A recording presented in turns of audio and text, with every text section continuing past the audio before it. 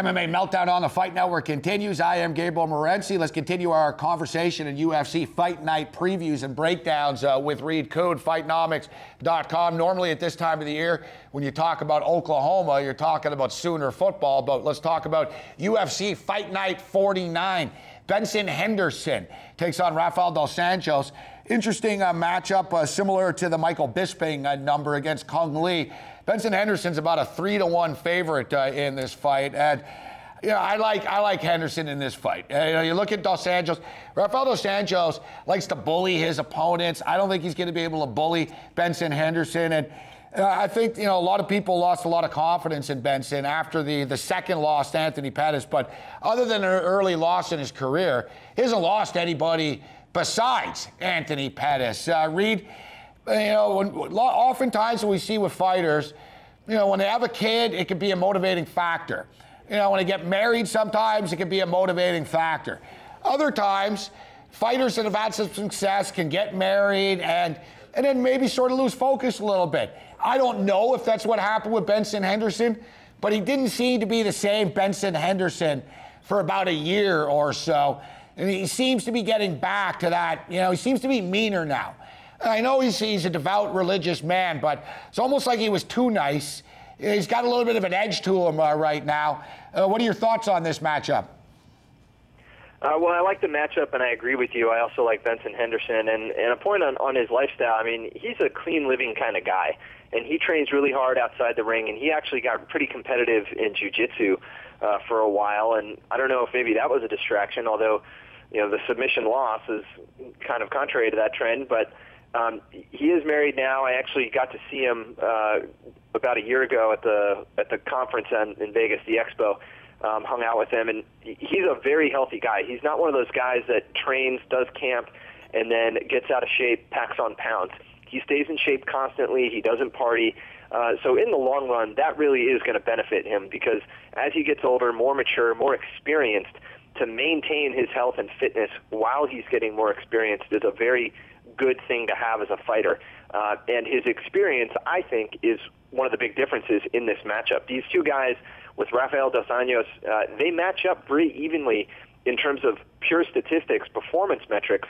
It's just that Henderson has had much steeper level of competition. It's a stiffer competition level that makes him better, and that's what makes those stats pop off the page and say, well, if these guys were the same, he faced the harder guys, and therefore he's been doing it a little bit better. So I think that experience is going to be the difference. You know what I like about Benson Henderson is he's pretty adaptable. His body, his flexibility freaks me out. With the exception of him tapping out immediately, which was just shocking when he did against Anthony Pettis. But his dexterity, his flexibility, his toughness, is second to none in my opinion. But you look at Dos Anjos. Dos Anjos, some nice, impressive wins. Cerrone, Dunham, and Mark Bocek. All three guys have pretty much stood there and traded and banged with Dos Anjos. You got to believe that Benson Henderson with the wrestling, sort of with the clinch, the grabbing, up against the fence, that he can sort of nullify and try to frustrate Dos Anjos a little bit. But I think the number is a little bit high here. I think Benson wins, but. This is a parlay play. I'm not laying minus 300 here, Reed. Yeah, I agree with you on that. I mean, it's a steep price, but I do think Henderson is a justified favorite here. And no other way to say it. I think he just controls the fight. He's just a more efficient fighter. He ensures that he does more damage than he absorbs, and he definitely no-sells shots. He never looks hurt. He flips the tear around. He brushes it off. And he just keeps attacking, and he's just a clean fighter. So I think round to round he's going to run away with it. And once again, we've got a 5-rounder here, so that's also going to work to his benefit. He's been here before. He's been in numerous 25-minute fights, and as we all know, he's the king of the decision.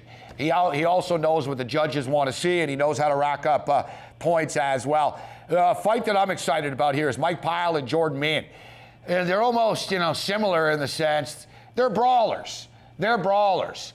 I don't know if Mike Pyle gets the credit from the public that he gets from other fighters. Mike does read in the business in which every guy that I ever talked to that's ever been in a gym with Mike Pyle They always bring it up. I learned a lot from Mike Pyle.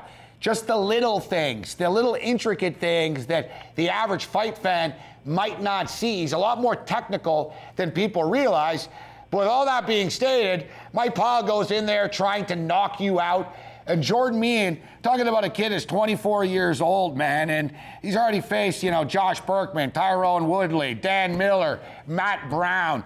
A lot of younger guys are sort of cushioned and protected and babied by Joe Silva and Dana White. Not Jordan Meehan, man. They threw this kid into the fire. He's been fighting men his entire life. I'm really looking forward to this fight. But with all that being stated, man, Jordan Meehan at a 2-1 favorite, I don't know about that. Well, I think, first of all, this is a really nice co-main event. I mean, you take Matt Brown out of the equation, and neither one of these guys has lost in a long, long time, and they've racked up some wins.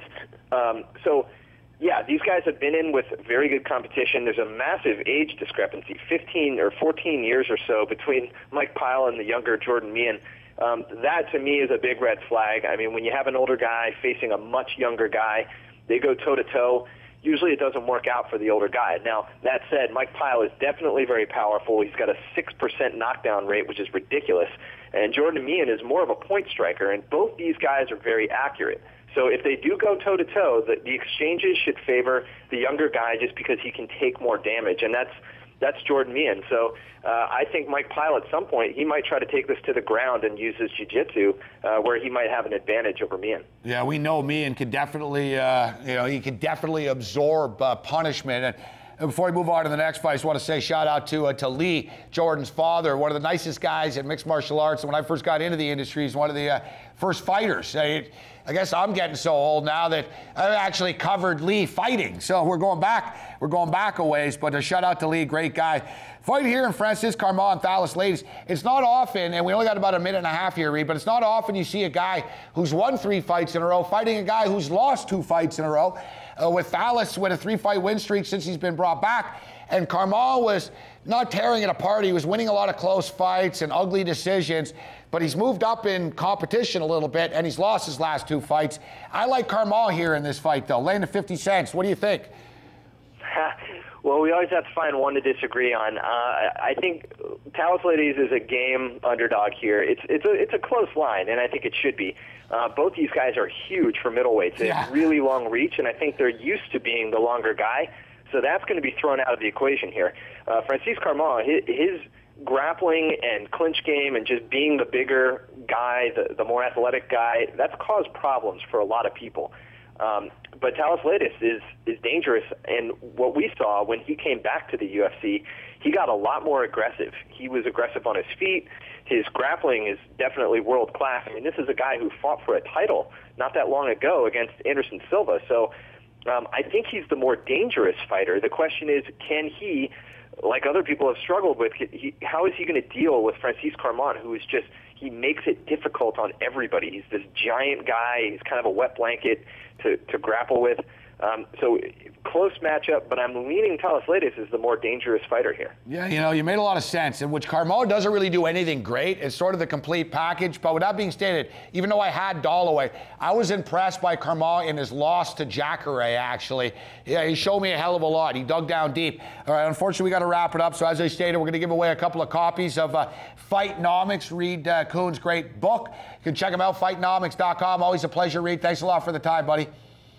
Yeah, always a pleasure. Thanks for having me. There's Reed Kuhn with us. All right, we'll come back, give you a little update on John Jones and why I think this guy is really just, losing a ton of credibility and respect. We got some kick-ass videos of the week. MMA Meltdown continues.